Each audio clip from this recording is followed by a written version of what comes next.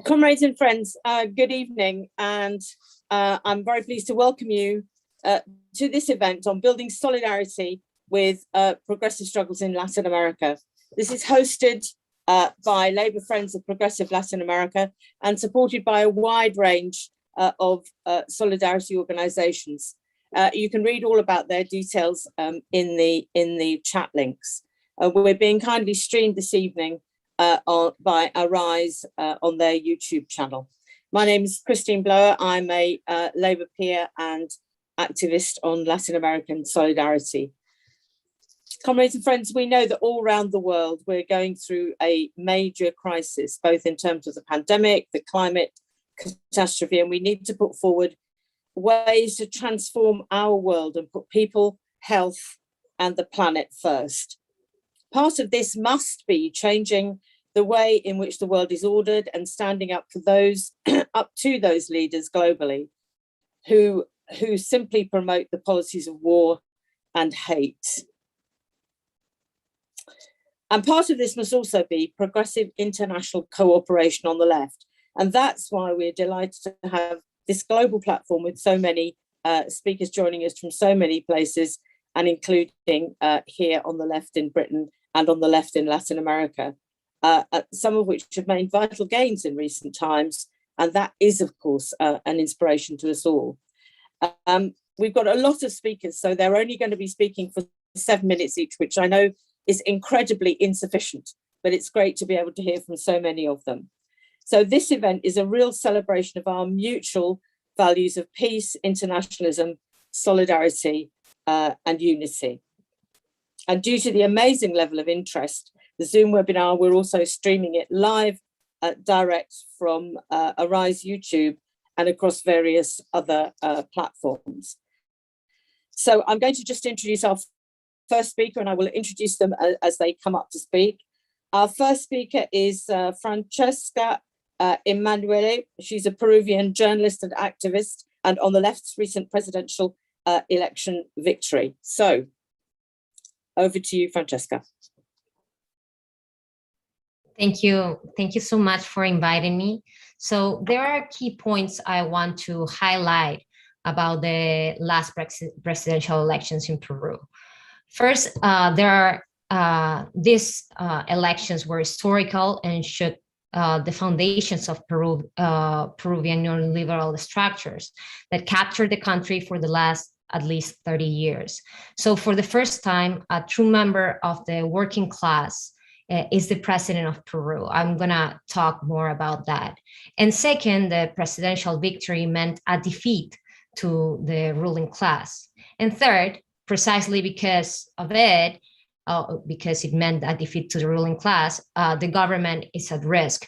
That's why it's so needed international solidarity and people who pay attention to this new government in Latin America. So the right wing wants to get rid of the government, of course, and of course the president right now, even though the proclamation of the president just happened like a month ago. So, and in the international right wing forces that support imperialism wants to get rid of this government as well. And I'm sure that at this moment they are conspiring to make it happen.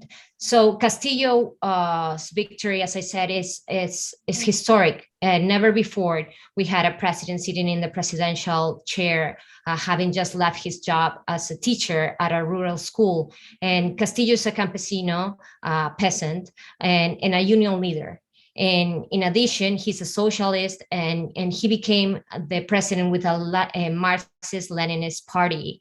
And Pedro Castillo's victory was a great defeat for the neoliberal right that has run the country, as I said, for the past 30 years. He faced in the second round Keiko Fujimori as his opponent, who is the daughter of former dictator Alberto Fujimori, who is now in prison for corruption and human rights violations, and who also implemented neoliberal policies in the country. So this opponent, Keiko Fujimori, also is under investigation by Peru's judiciary system and for money laundering and for having illegally financed her party with Odebrecht money. So it was a surprise for many people outside Peru that someone like that was able to run, and it was also a surprise that Castillo won the presidency with a very short margin of 44,000 votes. But the reality is that the whole apparatus in Peru, the right-wing media and the right-wing parties and the companies were put together a very aggressive campaign against him during the electoral campaign. But also you can see how strong the right-wing forces in Peru are, because Castillo's victory, even though he won, he couldn't be proclaimed as president for more than a month and a half, because Keiko Fujimori, his opponent, and the right-wing parties and the ruling class that supported her used Donald Trump's strategy. So they cried fraud with no basis, and they even sent a delegation here to Washington, where I live, to ask the Organization of American States to conduct an audit of the elections, even though, as I said, they had no evidence of fraud, to flip the results. As you remember, the Organization of American States audit the elections in Bolivia and facilitated the last coup in our region in 2019.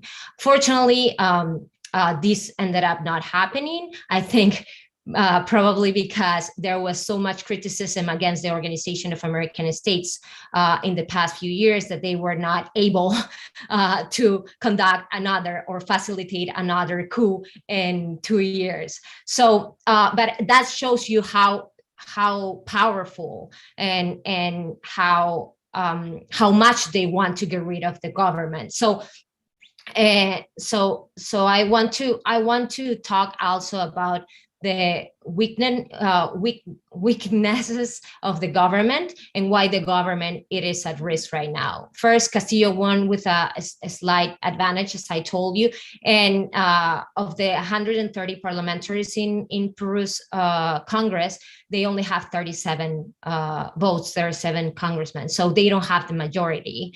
And also Castillo comes from a leftist party, but it's a local party that doesn't have a strong structure. So for them, becoming the official party in the country, running the country, it's a huge challenge, right? So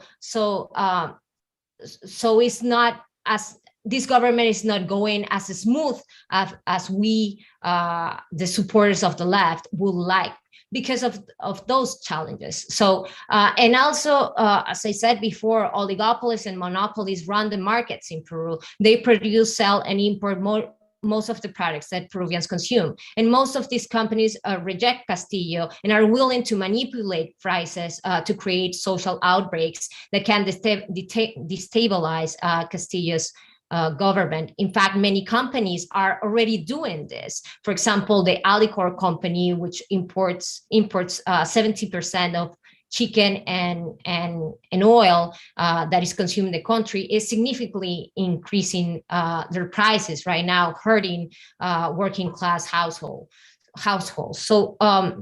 So far, I have to say that Castillo has remained faithful to his program. He is proposing a new constitution to replace the constitution that was approved during the dictatorship of Alberto Fujimori. He is also supporting to renegotiate free trade agreements and mining contracts that advance Peruvian neoliberalism and exploitation.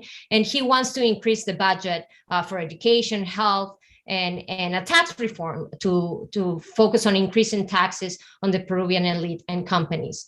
And he has nominated a leftist cabinet. Many leftists in Peru were afraid that Castillo ran with a leftist platform and he suddenly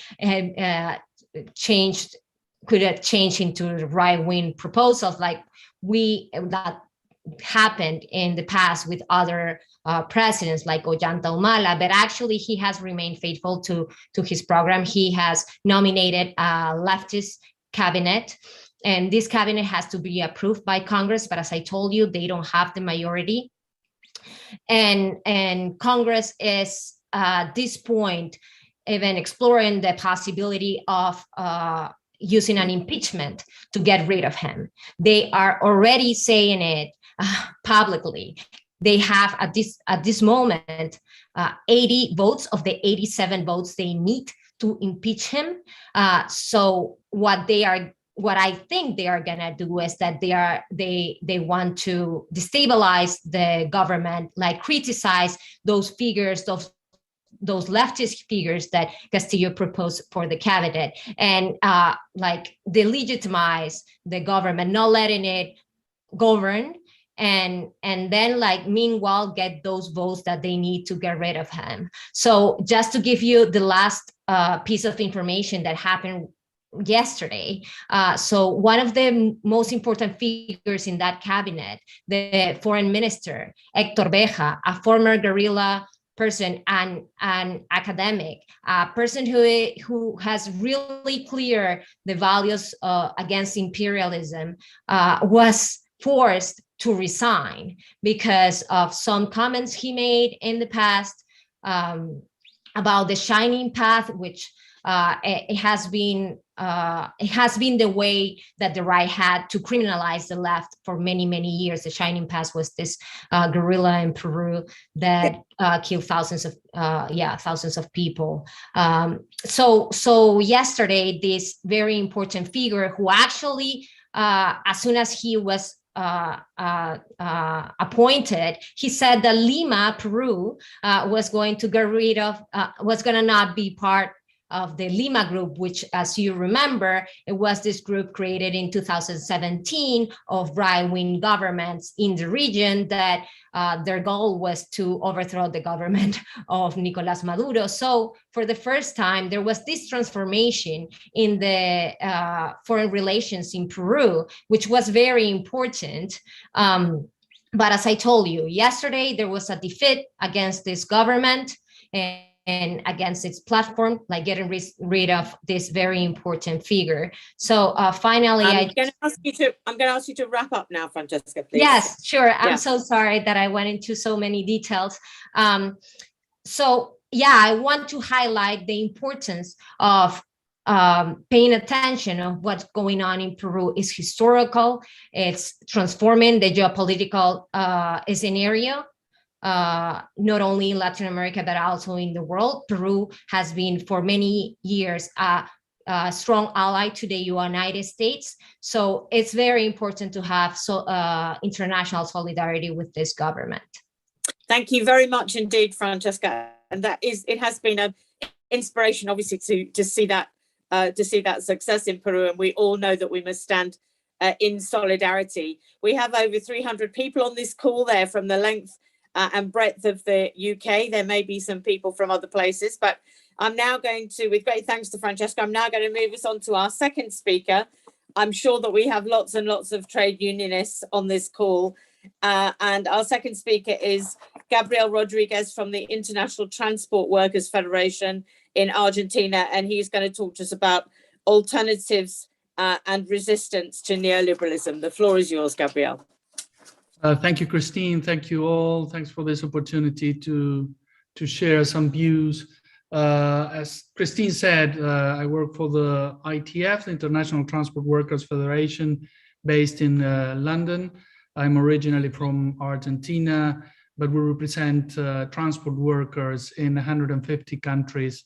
And we represent the unions that represent almost 20 million transport workers. And we've been suffering of the pandemic all over the world, in Latin America in particular, because the unions had to step up to support the workers. Okay, I'm hoping that's me. Hello, can you hear me? Okay, I'll go on. Seems that, Christine, you're being frozen here and there. So transport workers have been the unions have been supporting the workers during the pandemic because of the obvious needs of health and safety support. They had to step up when governments didn't and when employers didn't, and also resistant because corporations were imposing neoliberal policies that they couldn't do before, but they took advantage of the pandemic to use it as a pretext to impose these policies into workers. We've seen this all over the world. We've seen this in Latin America, and it's been very clear in Argentina. In Argentina, to confront the neoliberal government that the Argentinians suffer for 4 years, and fortunately, and thanks to the work of the unions together with the Peronism party, could put together a government 2 years ago to defeat Macri and the right-wing government, and had to put together a very progressive agenda with Cristina Kirchner, former president, as vice president, and bring together a coalition of political parties to defeat the machinery of the right wing in Argentina. It was very powerful, particularly when the IMF gave Argentina the biggest loan in history, 50,000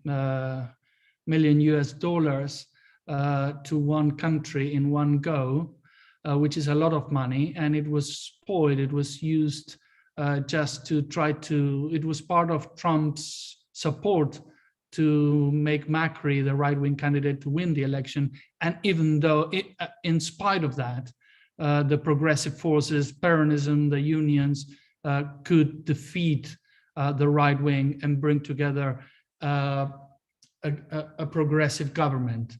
Now, when those progressive policies had to be implemented, the pandemic came in. So it's been very difficult for the government to, on one side, resist the pandemic and the effects of the pandemic with a decimated health system and with no resources left, because all the money that the IMF put has left already and is in different bank accounts all over the world.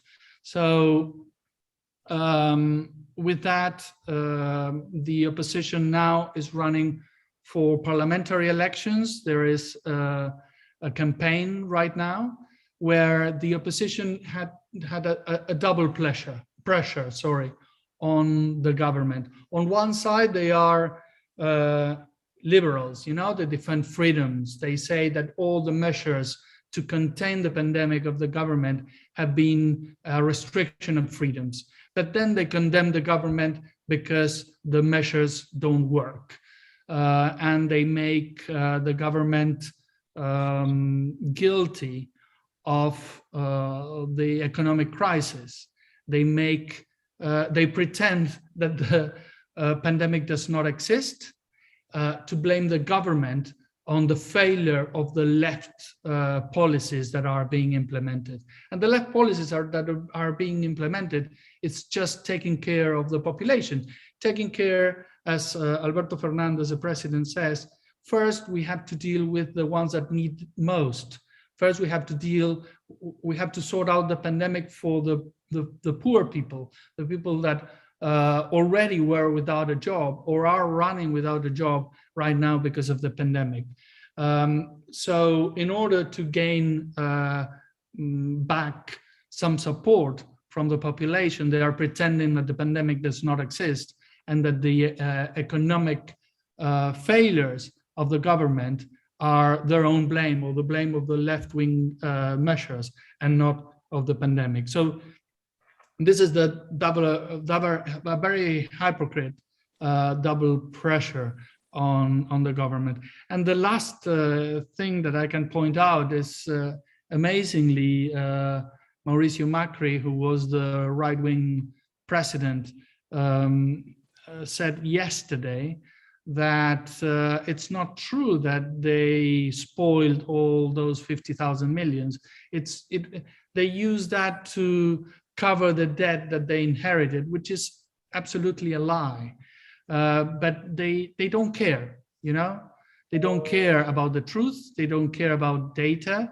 They are just pretending that the pandemic does not exist and that all the economic problems are just the blame of the progressive forces in Latin America, in Argentina in particular. So I'm pretty sure it's not very different in other countries. We heard Francesca in Peru. Brazil is having difficulties because they still cannot get rid of the right-wing government.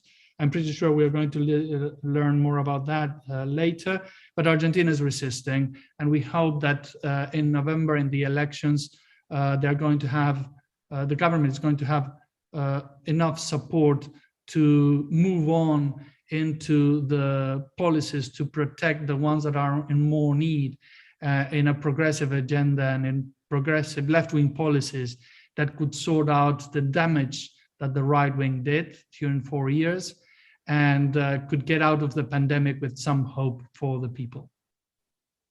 Gabriel, thank you very much indeed for those remarks. And indeed, we need governments who are for the many and not the few. And as I said just before Gabriel spoke, we've got 300 people on. We've got people on from the United States. We've got people on from Nicaragua. We've got people on from India. So we're hitting an international and internationalist, I'm sure, audience. I'm going to move now to our next speaker. Our next speaker is Camila Escalante from Telesur Kawsachun News in Bolivia, and she's going to talk about the March of Social Progress under the Movement Towards Socialism. The floor is yours, Camila. Hey guys, thanks for having me. So really important things are happening right now in Bolivia, and I'm kind of, my mind right now is right now with this human rights report that was released by the interdisciplinary group of independent experts, which was agreed to in 2019 under the coup regime of Jeanine Áñez, but it was stalled for a long time. And they were finally able to come and be installed, these human rights experts. They installed this group in November of 2020 when Luis Arce, the mass candidate, became president and was inaugurated. And so this is a report that is 471 pages, which was released yesterday in La Paz, and it was officially handed over to President Luis Arce before invited victims and families of victims of the human rights violations of Jeanine Áñez and her regime and the repressive forces loyal to the coup. And today we are in El Alto. We, as Kawsachun News, of course, as this expert group released and presented their findings to the victims of Sencata, which was one of the massacres that was carried out here, in which 10 people were executed. And of course, this search for justice for the victims of all of the crimes of the coup dictatorship is very central to the broader fight against fascism and neoliberalism and imperialism here in Bolivia. People are very angry about the different things that took place. They are obviously demanding justice from the current authorities, which is the mass government back in power. But this is, what took place in 2019, and the racist, colonialist mindset and actions of these actors of the far right here in Bolivia, is just kind of a continuation of what we've seen for years and years here in the country, and they are continuing to destabilize or attempt to destabilize the country. There are, ways in which currently they are making heavy efforts.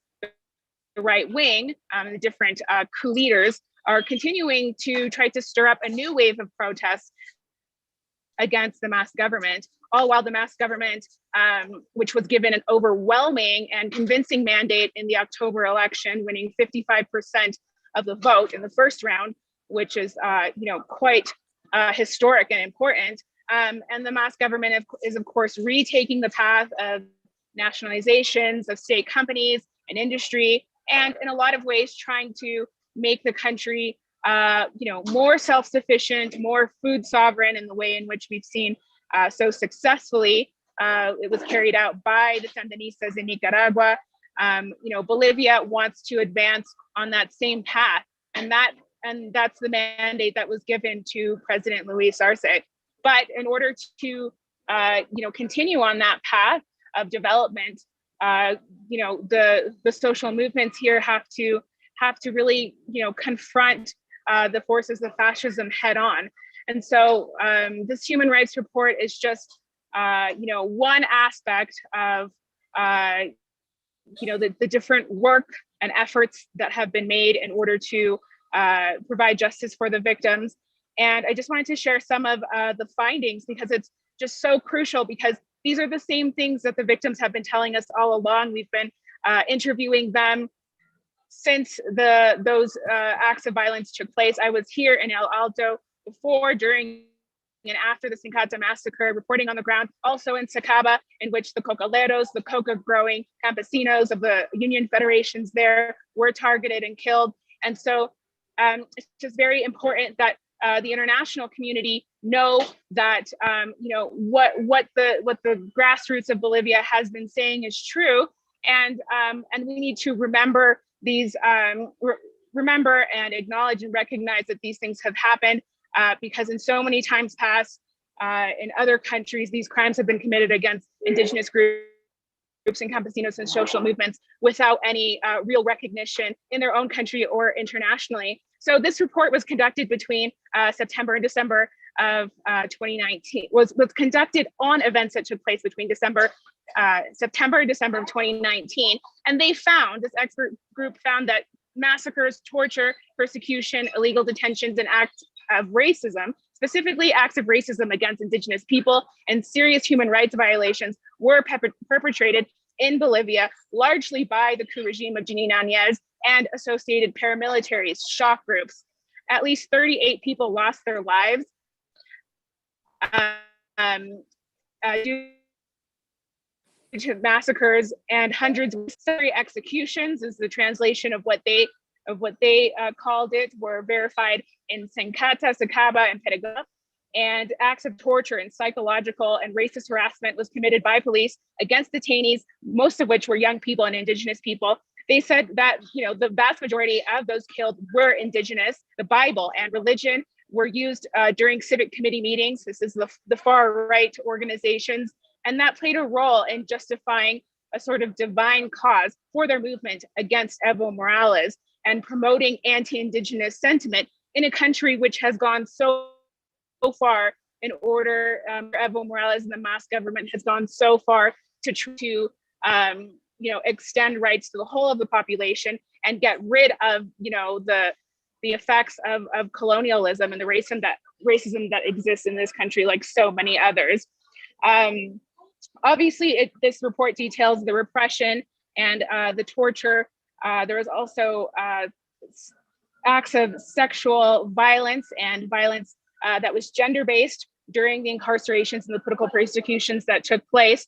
And this report has some very important information about these parastate groups that worked aligned with the coup dictatorship. So I know I don't have a ton of time. 1 minute, just going to please. try to stay within.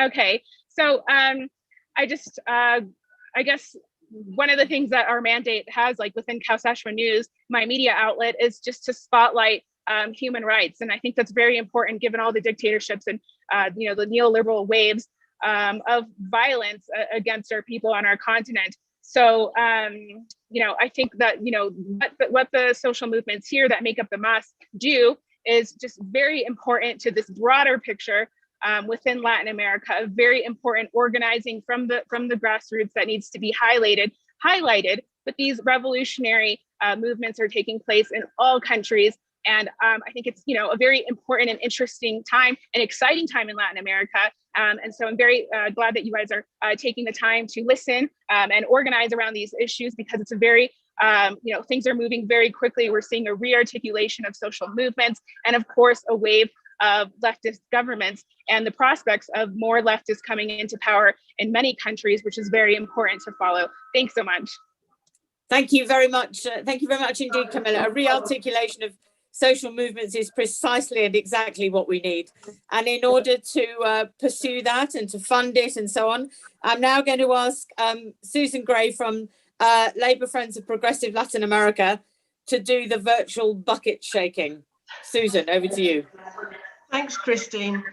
Labour Friends of Progressive Latin America began about 5 years ago, and it was a way of building solidarity within the UK Labour movement for progressive causes in Latin America.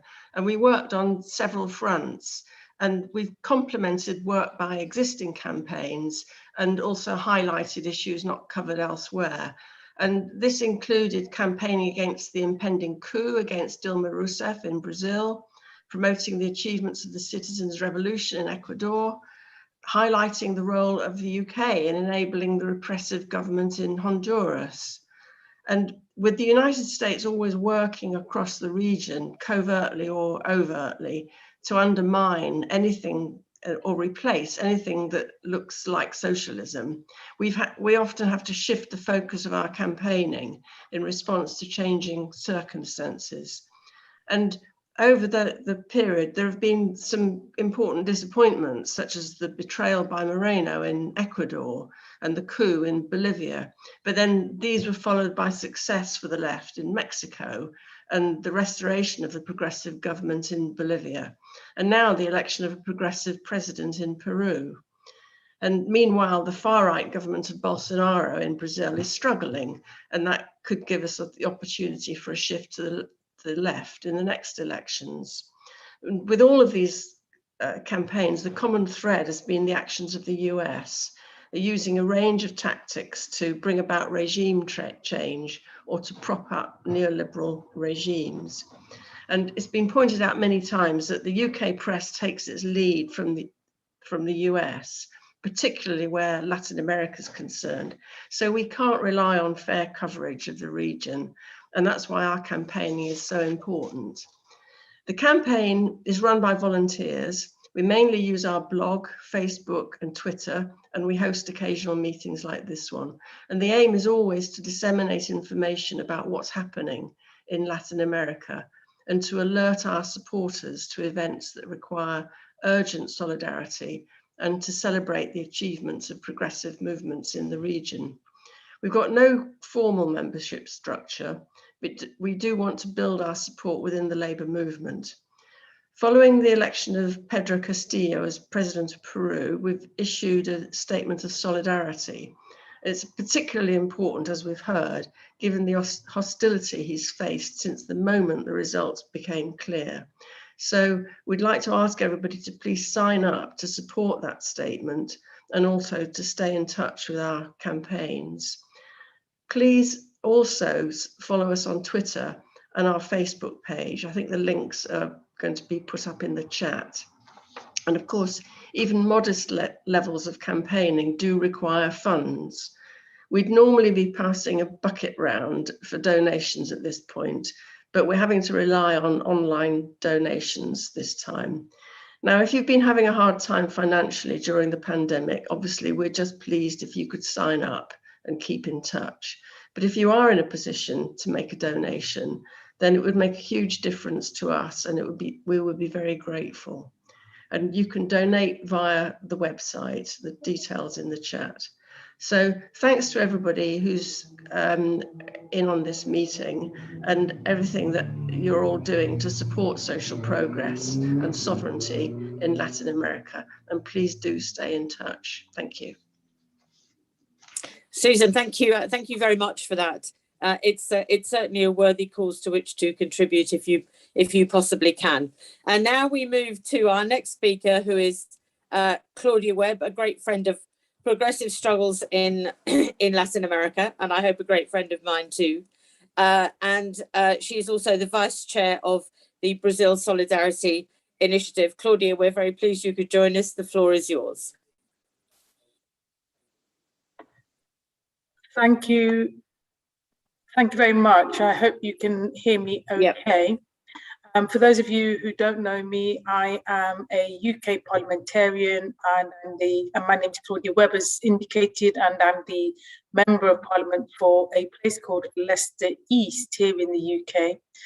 And I want to just really start by thanking you for inviting me here today, and thanks to Labour Friends of Progressive Latin America and all the solidarity groups for hosting this important discussion on how we can take inspiration from the struggle of the left in Latin America and how we must offer international solidarity to those opposing external intervention, far right, and of course, neoliberalism. In the increasingly dangerous world we live in, now is a vital time for us to redouble our efforts to argue for international cooperation, conflict prevention and resolution, especially our own reactionary Tory government, which has recently committed to starting a new nuclear arms race. If we look at their role in Latin America, then the Tories have been absolutely complicit in supporting former President Donald Trump's aggression towards Venezuela and other countries, and also in working closely with disastrous and repressive right-wing regimes, such as those in Colombia and Brazil. Additionally, they backed the 2019 military-led coup in Bolivia, a coup now thankfully defeated. And I would just like to use this opportunity, of course, to offer my full solidarity to the people of Bolivia and their movement towards socialism. Their defeat of the coup, and in a sense now building a more just, socially just society, ending privatization and tackling inequality, is an inspiration to us all. And so actually is the election victory in Peru of the left, which of course I'm sure we've all heard a lot about tonight, and we must keep talking about this, as well as offering our solidarity to left governments in Latin America. It is of course also vital that we stand with those movements fighting far right and reactionary governments, such as in Honduras, Colombia, and Brazil. You know, as the vice chair of the Brazil Solidarity Initiative, I'm actually proud to stand with all those movements, unions, left political parties, and people in Brazil demanding an end to the presidency of the far-right Bolsonaro. The inspirational actions of Black Lives Matter movement in Brazil needs our full support, opposing his racism. The indigenous communities and environmental campaigners who are saying no to the deforestation of the Amazon and the sheer land grab that is going on in the guise of mining. The women and the lesbian, gay, bisexual, transgender activists standing up for equality, the trade unions fighting a massive privatization program, and all those arguing for public health and an end to his disastrous and deadly handling of the COVID-19 pandemic, must be given all the international solidarity they can. And I'm here to fight for that. And as must Lulu, now again the most popular politician in Brazil. And finally, now is the time for us on the left to make the case strongly that as socialists, we must have a genuinely progressive foreign policy agenda. Part of this must mean continuing to oppose inhumane sanctions aimed at forcing illegal regime change in countries such as Cuba, in Nicaragua, and Venezuela. US-led illegal regime change has been a disaster, as we've seen in Iraq and Libya. And of course, there is no reason to believe it would be any better elsewhere, including in Latin America and the Caribbean. In this time of a global pandemic, we must come together to tackle the pandemic, climate change, and the other crises we face, and build a better world. I believe another world is indeed possible. You, in a sense, have my complete solidarity with all those left and social movements across Latin America playing a central role in making it a reality. So solidarity, my friends, and Christine, thank you so much. You are indeed a true friend. Thank you very much, Claudia, for joining us and for that for those remarks. I move us on now to Nathalia Urban from Brasilwire, and she is going in a seamless way now to talk about the resistance to Bolsonaro and the far right. And Bolsonaro certainly needs resisting, doesn't he? And Nathalia, the floor is yours.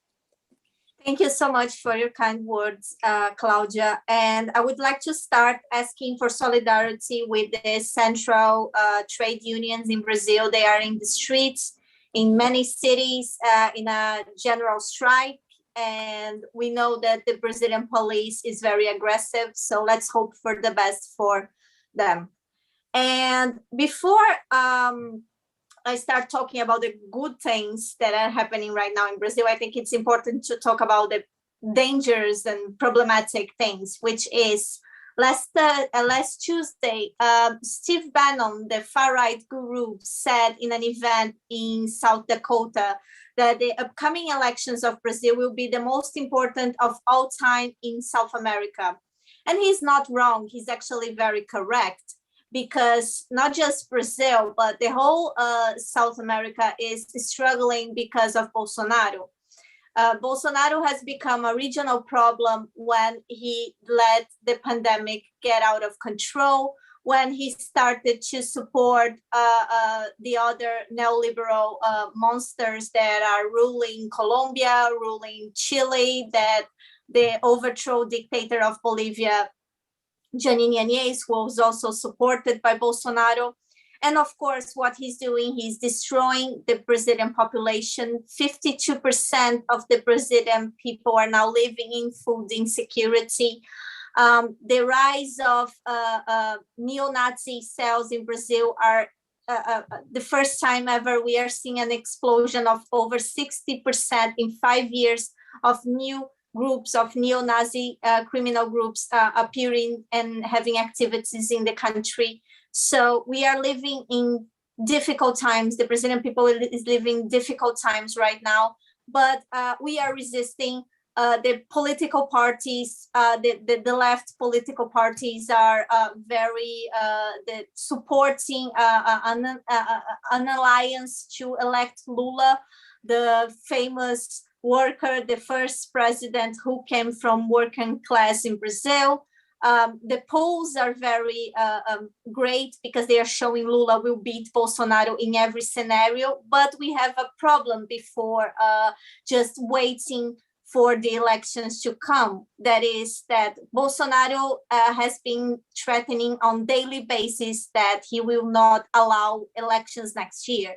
And that's why international solidarity, and more than solidarity, we're gonna need international pressure to guarantee that the Brazilians are able to go to the polls next year. Bolsonaro has been doing military training exercises in front of the Congress. He has been threatening not just a military coup, but to depose the Supreme Court, to depose whomever is after him or like questioning his mental behavior with the Brazilian people. Bolsonaro is not a leader. He is a fascist. Bolsonaro is destroying everything that the PT took, had constructed with 12 years of hard work. We are seeing a decline of the Brazilian population, even sectors like the economy who are very strong. Brazil once had an economy stronger than the United Kingdom. And now we are seeing a country that is weakened, a country where people have to eat bones of animals because they cannot afford a proper meat. People are jobless. We are seeing increased movement of police violence, and of course the paramilitias who are faithful to Bolsonaro, who elected Bolsonaro, acting with more violence among the favelas and the people who are from the poorest areas of big cities. And of course, in the countryside, the violence amongst against the people from the peasants is in the all-time low, all-time high.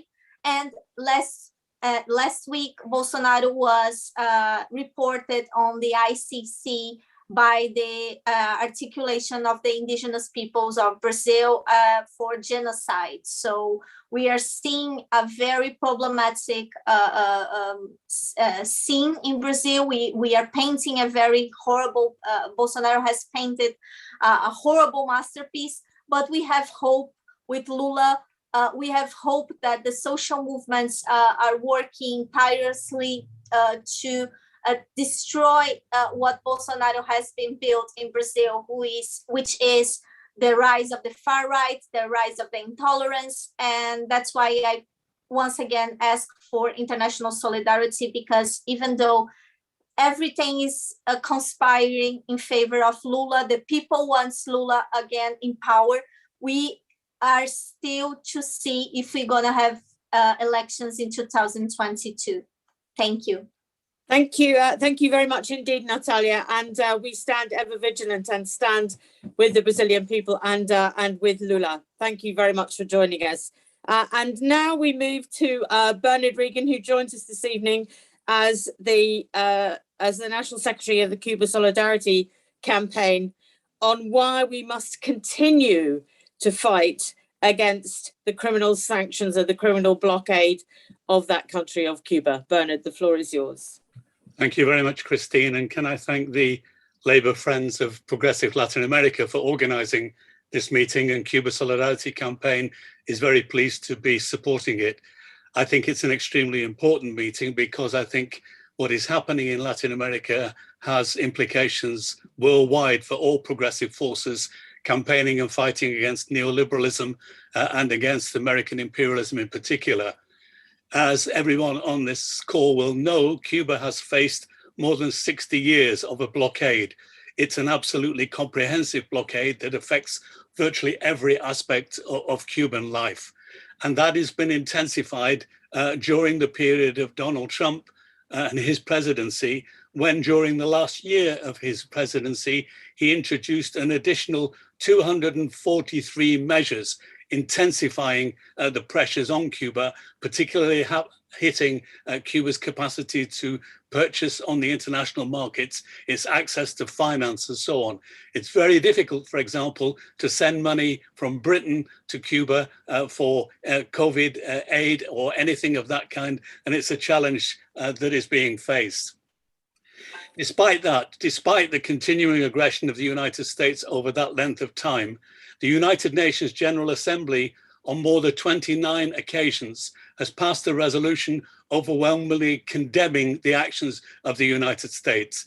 The last one, passed just 2 months ago on the 23rd of June, was passed by 184 votes to 2 with 3 abstentions, expressing the overwhelming attitude of the world that they believe that America should desist from the actions it's taking. And I think it's very important that we recognize that those of us who are campaigning against the blockade in Cuba are part of a worldwide sympathy in solidarity with the Cuban people. We shouldn't forget that the United States of America has continuously had an aggressive attitude in the whole region, not just towards Cuba, but to all progressive movements in Latin America.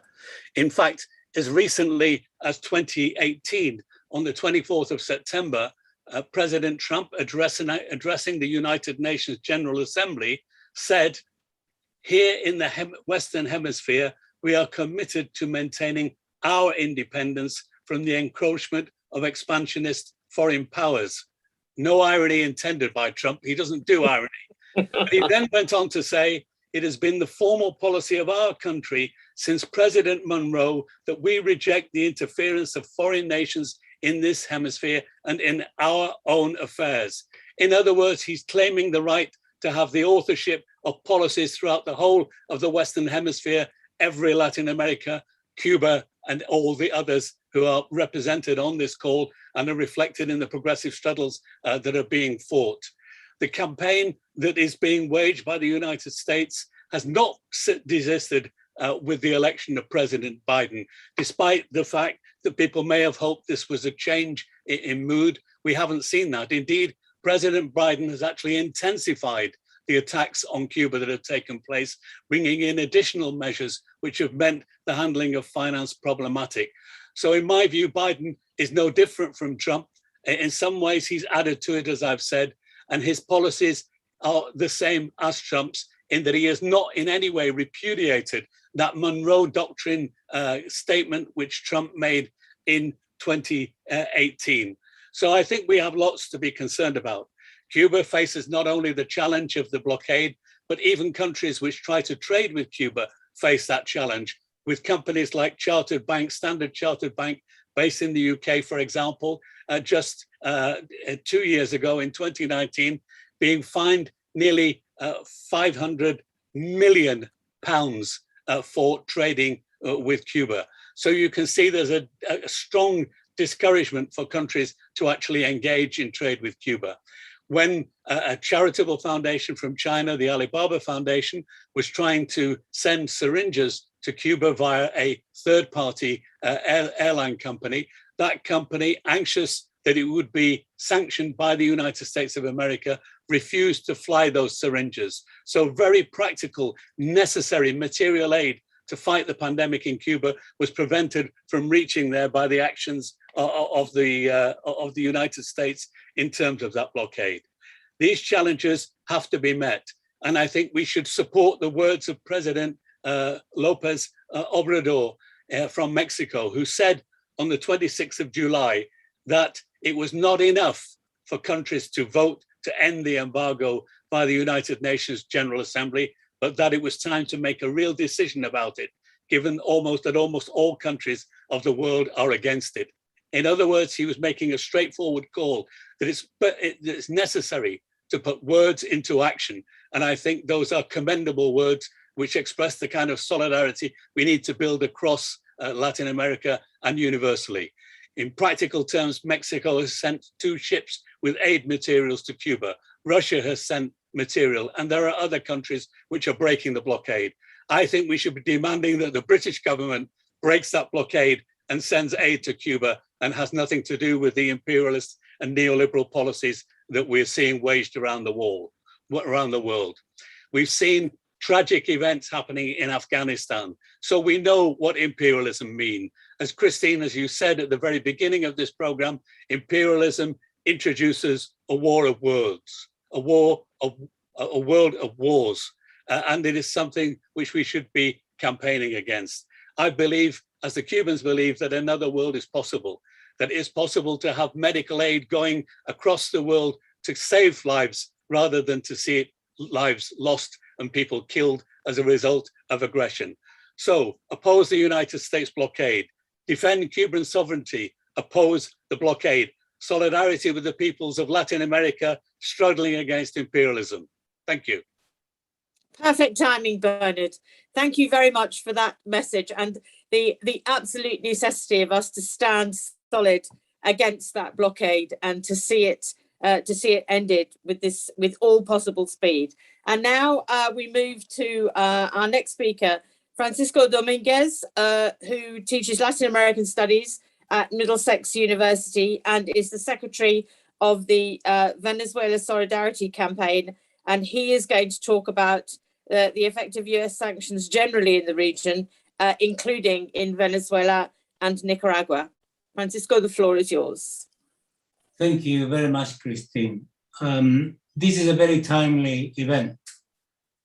Bernard mentioned that Cuba has been applied 243 sanctions. Venezuela has been applied 431 since 2016 and 2017. And I know the sanctions against Cuba have been devastating, particularly in the last period, although there is 60 years of it. In the case of Venezuela, only between the years 2018 and 2017 and 18, because of the sanctions, 40,000 people died unnecessarily. And the estimate is that ever since, more than 100,000 more people have died unnecessarily, because the sanctions affect the most vulnerable, the poorest, the weakest, the chronically ill, and so on. It's a difficult job to talk about the overall thing, but I want to start with a positive note. We are winning. It's been very tough, no question about it. I think Nicaragua, starting with this little, beautiful, proud Central American nation, they were able by themselves to defeat an almighty, horrible, nasty, well-prepared coup d'etat. The coup d'etat was organized by the USAID and the National Endowment for Democracy. It took them about 4 years. From what we know, they disbursed something like $40 million to fund the thugs that will organize the destabilization on the ground, which is what they've done in Cuba, 40 million as well, which they've done in Venezuela. It's exactly the same method. And extraordinarily, they managed to win. They managed to defeat the coup. And not only that, they managed to actually organize things in such a way that their defense meant that now Nicaragua is going to be able to have democratic elections on the 7th of November. This is quite important election. I'll come back to this election if I have time, but very briefly at the end. When I looked at the history of Nicaragua recently again, I realized the following. Ever since 1838, when Nicaragua became independent, it's been intervened into by the United States almost non-stop. So if you take from 1838 all the way to 1933, the United States invaded the country several times. And in 1933-34, it installed a dictator, the Somoza dictatorship that lasted 43 years. So one can say that from 1838 to 1979, Nicaragua had the complete, total, and absolute intervention of the United States in its national, against their national sovereignty. Between 1979 and 1990, Nicaragua was, made a revolution, had a Sandinista government, but there was a Contra war that lasted about 7-8 years. So again, the United States was trampled upon the national sovereignty of Nicaragua. And then in 1990, they were able to defeat the FSLN at the election. And from 1990 all the way to 2006, the FSLN was again under the pressure of neoliberalism with the intervention of the United States. So it's only in 2006 when Nicaragua actually begins to have some relief. And you can see the results. I don't have time to go into it, but the level of social progress and the level of the expansion of democracy that have taken place in this little country from 2006 all the way until 2019, when they tried the coup d'etat, is absolutely amazing. Imagine what would have happened had the United States not intervened so much, so many years, nearly 150 years in the internal affairs of Nicaragua. So this is wonderful that they are doing this, and I'm delighted to inform you that these elections are taking place, on the 7th of November. That is to say, there are differences which do exist internally are going to be resolved through democracy. Now, in Venezuela, we're doing even better. Even though the economy is in a very poor state, politically, the Maduro government has been able to inflict defeat after defeat after defeat, not only to the United States, but also particularly to the extreme right wing in Venezuela, who now are on the floor. And just to give you an indication of this, 19 members of the House of Representatives sent an open letter to President Biden, in which they demanded the following. They demanded the immediate lift of all financial and sectorial sanctions against the country, against Venezuela, work with the United Nations and multilateral bodies, Red Cross, United Nations, and so on, to help Venezuela support dialogue, engage with Maduro directly, through the diplomacy, and engage in dialogue with everyone in Venezuela. And in their letter, they say the following: I felt at some point, perhaps pretentiously, that they had read our propaganda campaign, because they say our policy towards Venezuela promotes, talking about the US government, promotes suffering, not democracy. Along with Representative Raul Grijalba, 17 members of Congress, I sent a letter to Secretary of State Blinken, calling on the Biden administration to lift sanctions, end politicization of US assistance, and engage in direct diplomatic dialogue. This is brilliant. This is wonderful. What it means is it is possible for politicians around the world, certainly in Europe and certainly here, to actually try to send similar letters, to have statements similar like this. Maduro conditions for the dialogue that is taking place in Mexico are pretty much the same: lifting of all the sanctions against Venezuela.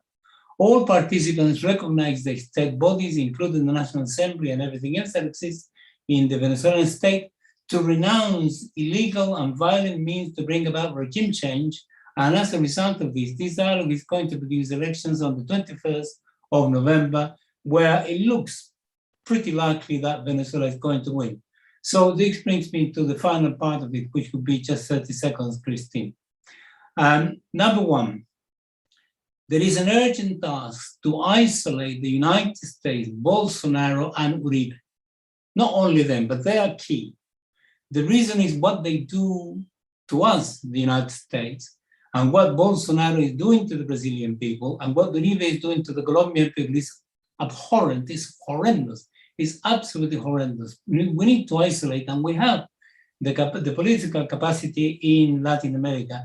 And the second task, obviously, is I'm nobody to advise the leaders of the left in Latin America, but regional integration is absolutely urgent. The more we work together, the easier it is to actually implement these things. What we have is López Obrador, Fernández in Argentina, Luis Arce in Bolivia. We have the Sao Paulo Forum. We have Pedro Castillo in Peru. We have the ALBA Group. We have Cuba. We have Venezuela. We have Nicaragua. We need Brazil. Brazil is an absolute must. We must ensure that we work together in order to, on the one hand, support people like Castillo when he's under pressure. On the one hand, continue the pressure against the United States so that the United States lift the sanctions and engages in diplomacy with Venezuela. And we help, to help any government that is in trouble, particularly Cuba, and so on. So this is quite important. The final point I want to make is this. It is not true at all that international left, which is a point that's been made by some small, insignificant people, that the left has a problem, the international left has a problem with some of the governments in Latin America. This is not true. The Sao Paulo Forum is the Latin American left, millions of votes they represent, parties that have hundreds of thousands of members. The ALBA Group is the other one, and then there is the Puebla Group set up and led by López Obrador and Fernández in Argentina. So they are behind the whole process, and we have to ensure that we master all of the resources to intensify the pressure so that the world that we need to build, that we are building, is possible. And there's no question about it, and I'll finish with this phrase. Resistance pays off. Never, ever, ever give up. Viva Latin America. Francisco, thank you. Thank you very much indeed for those remarks. And before I introduce our final speaker, I just want to make a few remarks of my own, which are these, just to say thank you very much on behalf of the participants to all of those speakers from whom we've heard so far. Thank you from me to all the participants. Clearly, this wouldn't have been the success if we hadn't had anybody listening and joining in, but also to encourage all of those of you who have been listening and have been hearing those messages to make sure that you get involved with all of the solidarity campaigns across the whole of Latin America, because there are still very many battles to be faced, and solidarity is absolutely central to making sure that we can win. It's perfectly clear from some of the inspirational things that are happening in Latin America that another and a better world is possible, but we have to struggle for a better world. It won't just be given to us. And so joining in with all of those campaigns is absolutely critical. So I'm going to now give the last word to Guillaume Long, who is the former education minister from Ecuador, who will talk about all of the challenges that we are facing across the continent. Guillaume, the floor is yours. Oh. Yeah, I'm on. Okay, thank you very much. I want to thank the Labour Friends of Progressive Latin America for having me on. It's great to share this panel with all of you, several friends that I haven't seen in a long time. Francisco, hi, Francesca, and other friends. It's great to be with you. I hope let's be in touch after this. Very briefly, in the 7 minutes that I have, I want to say that I agree essentially with Francisco's optimistic conclusion. I think there is a new tidal phenomenon that is benefiting progressives and the left after the setbacks of the 2014, 2015, 2016, depending which country, where, how, the decline of the terms of trade, and also some of the sort of, political fatigue of the progressive governments and the media's onslaught that had been going on for years and decades in some cases, and the US always waiting for the right opportunity to strike, etc., etc. We had significant setbacks in the region, and a new, very aggressive neoliberal right has been, in some cases, almost neo-fascist neoliberal right governing. Unfortunately, this kind of confirms that Latin American elites are extremely pre-modern. Elites everywhere can be problematic, but elites in Latin America are extremely problematic for the purpose of development, but also for the purpose of democratic consolidation. I think they have proven once again, Latin American elites at large, of course, there are all sorts of exceptions, but as a social class, they have proven that they prefer inequality to prosperity. So Latin American elites prefer their relative role in society, distancing themselves from the rest, than actually a more equal society with more prosperity for all, with more economic growth, with many countries doubling or tripling their GDPs, as we saw, which you would think would benefit elites, as we saw in the first decade and a half in a number of Latin American countries. They really like these kind of feudal structures that keep them separate from the rest of society and maintain their unequal privileges. And that's a problem. We need to have Latin American elites that prefer prosperity in a shared and collective and much more equal way than this kind of sort of highly unequal structures, which of course lead to lack of social cohesion, conflict, political instability, and so on and so forth. So that's what we've seen. But yes, I think we've seen over the last few years a number of successes on the left, and that is because people do not want a return to the neoliberalism of the 1980s and 1990s. People, in some cases, sort of got fed up with the same party being in power, or actually, they were, in a number of cases, the return to the right wasn't democratic. It was through coups, or through banning parties from running, or through barring candidates from running, places like, obviously Brazil is the archetypal case, but also Ecuador and Bolivia in a different way, and so on and so forth. But when democracy is given a chance, people do not want to return to neoliberalism, and they will, we are seeing it vote for progressive candidates by and large.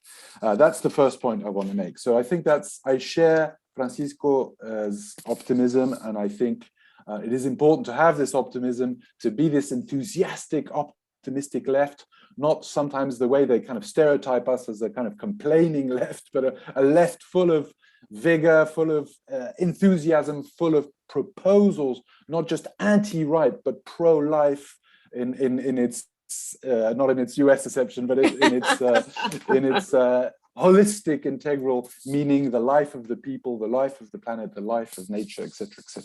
So that's very important. The second point I want to make is that solidarity works. And this is very important too, because of course, sometimes, and I've lived in Europe and something, you know, you're in these kind of solidarity networks and you're having these meetings and you think, well, what impact do we actually have? And I think the impact, you know, it does actually work, and it works, of course, to put the agenda on the table in European context, in Britain in this case, but elsewhere also.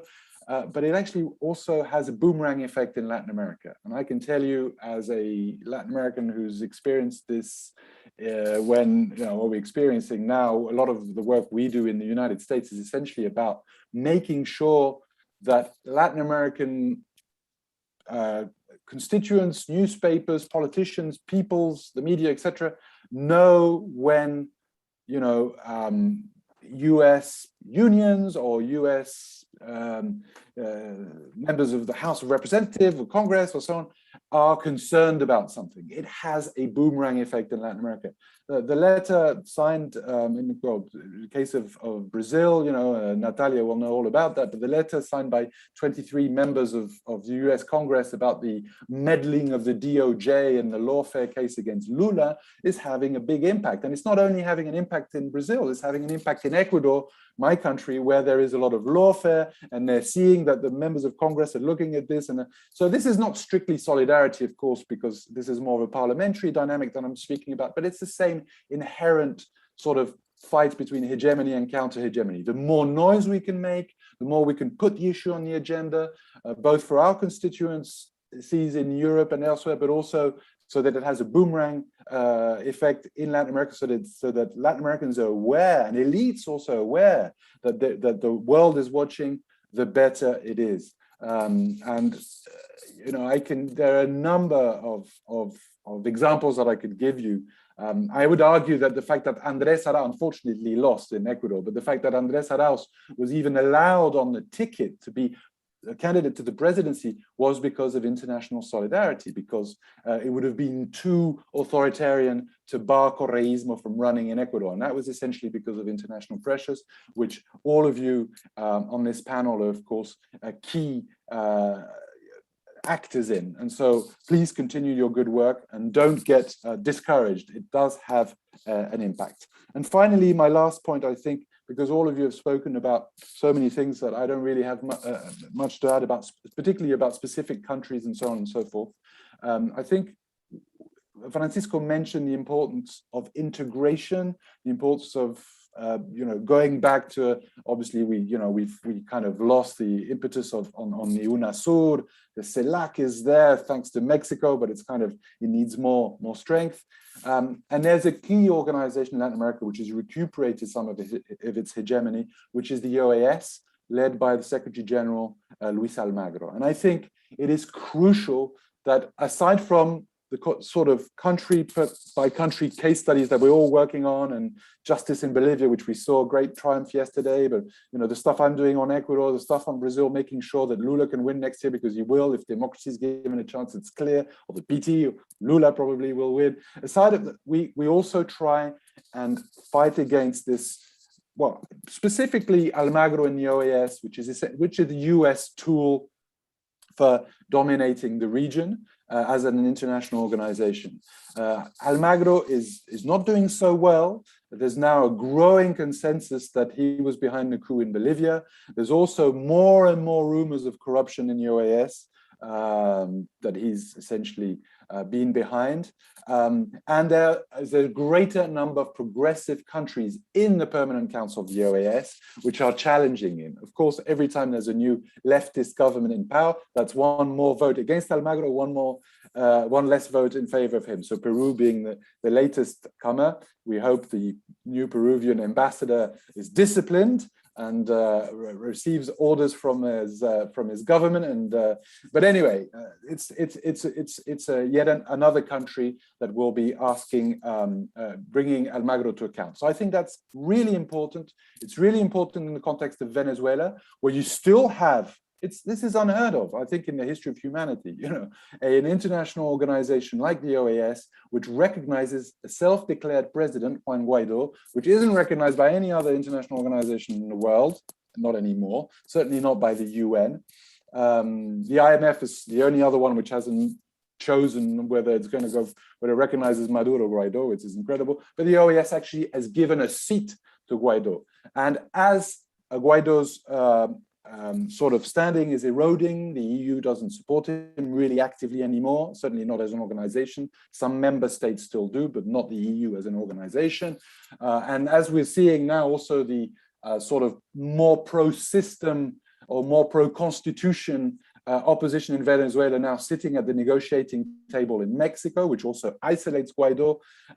All this means that the time is ripe to really hit at Almagro and fight this fight against what Francisco aptly described as this kind of alliance between the US, Colombia, and Bolsonaro, in which Almagro is the center of that kind of triangle. He's really key in that fight. And I think we can, and I'm sorry, I'm not going to speak much longer, but I think we can also drive a wedge between our adversaries. So that, I mean, I have no illusions about Joe Biden's doctrine towards Latin America. I have no illusions toward in terms of what I would call the return of a more competent form of imperialism on behalf of the Democrats.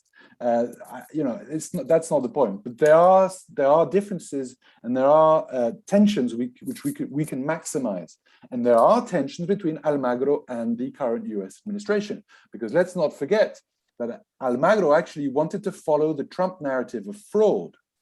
And few people know that, and so the Democrats aren't happy with Almagro because of that, right? So we really need to drive that wedge and make sure our adversaries, or even our enemies in some cases, are arguing with each other.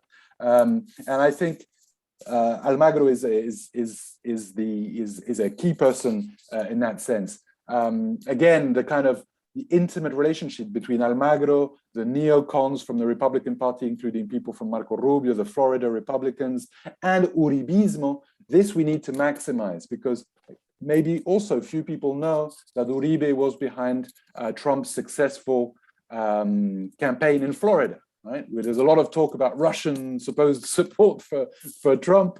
I don't know how much impact a few Facebook accounts had, but I can assure you that in large part, Trump's victory in Florida, which is a big problem for Latin America, because Democrats then think, oh, we've got to be hard on Latin America in order to win Florida. This is a big political issue, right? So Trump's victory in Florida was very much aided by Uribismo and the far right in Latin America, and particularly Uribe and his party.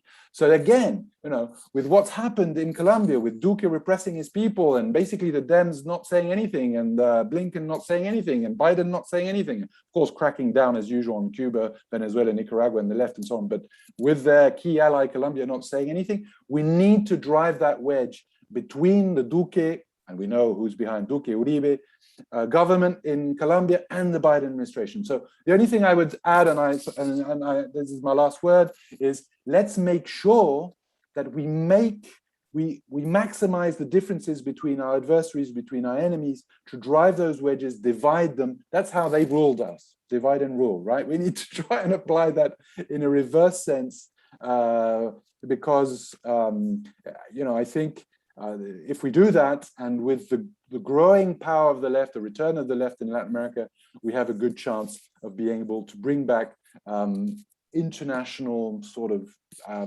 sufficient amount of international counter-hegemony for Latin America to be once again a bloc in the international system, which is fighting for progressive values, which is fighting for sovereignty, which is fighting for democracy and for the rights of its people.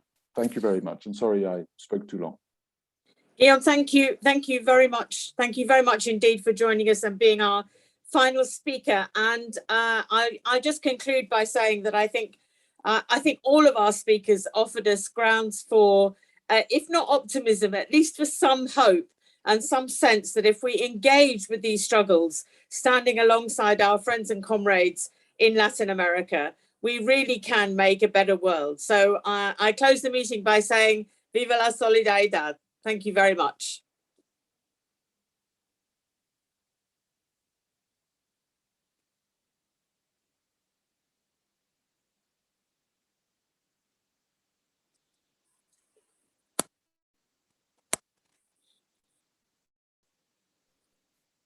Well done, Christine.